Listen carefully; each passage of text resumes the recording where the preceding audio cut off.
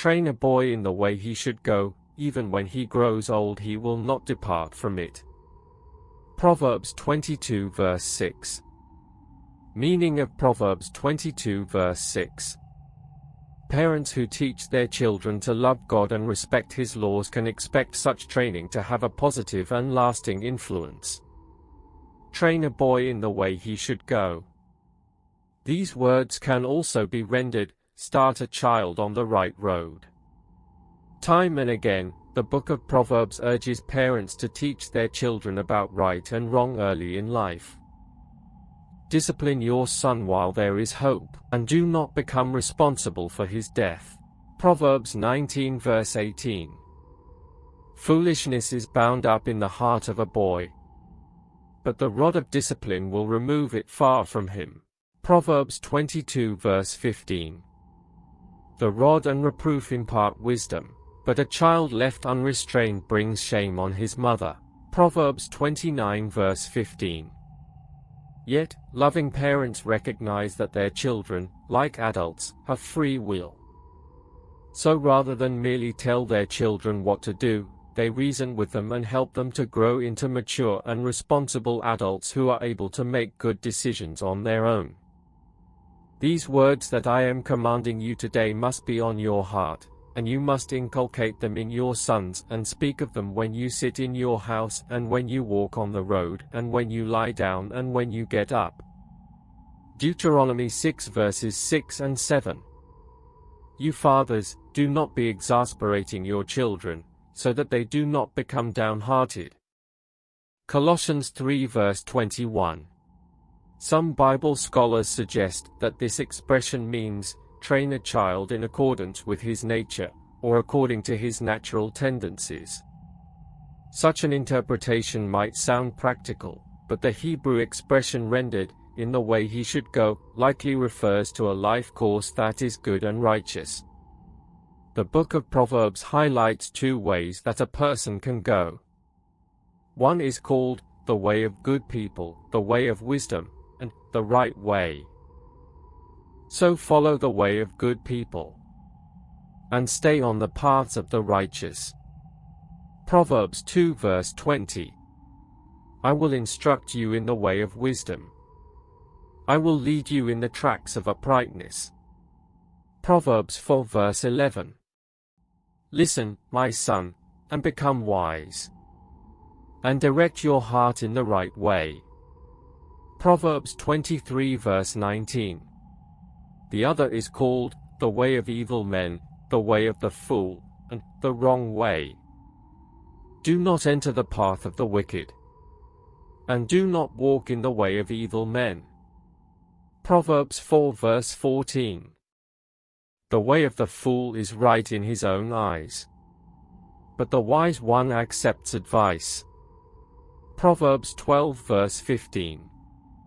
A violent man entices his neighbor, and leads him in the wrong way. Proverbs 16 verse 29. The way that a child should go thus refers to the right way, the way of life taught in God's Word, the Bible. Your word is a lamp to my foot, and a light for my path. Psalm 119 verse 105. Even when he grows old he will not depart from it. When parents teach their child God's moral standards, he is more likely to stay on the right path throughout his life. This does not mean, however, that a child who receives proper training will never depart from the right way or stray from God's laws. For example, if a person spends time with people who promote what is bad, he may leave the upright paths and do what is wrong. To save you from the bad course, from the man speaking perverse things, from those leaving the upright paths, to walk in the ways of darkness, from those who rejoice in wrongdoing, who find joy in the perverseness of evil, those whose paths are crooked, and whose entire course is devious. It will save you from the wayward woman, from the smooth words of the immoral woman, Proverbs 2 verses 12 to 16. Do not be misled. Bad associations spoil useful habits. 1 Corinthians 15 verse 33. Even so, when parents train their children to follow God's standards, they are giving them the best opportunity to be successful in life. My son, if you accept my sayings and treasure up my commandments, Proverbs 2 verse 1. Thinking ability will keep watch over you, and discernment will safeguard you. Proverbs 2 verse 11. Context of Proverbs 22 verse 6. Proverbs chapter 22 is made up of short sayings that reflect God's wisdom regarding a variety of situations in life. These sayings emphasize the value of having a good reputation with Jehovah, something that a person can acquire by showing humility, generosity, and industriousness. A good name is to be chosen rather than great wealth. To be respected is better than silver and gold. Proverbs 22 verse 1. The result of humility and the fear of Jehovah is riches and glory and life. Proverbs 22 verse 4. The generous person will be blessed, for he shares his food with the poor. Proverbs 22 verse 9. Have you seen a man skillful at his work? He will stand before kings. He will not stand before common men. Proverbs 22 verse 29. In contrast, other verses show that those who ignore God's standards and oppress the poor will suffer bad consequences. Whoever sows unrighteousness will reap disaster, and the rod of his fury will come to its end. Proverbs 22 verse 8. The one defrauding the poor to increase his wealth, and the one giving gifts to the rich, will end up in poverty. Proverbs 22 verse 16.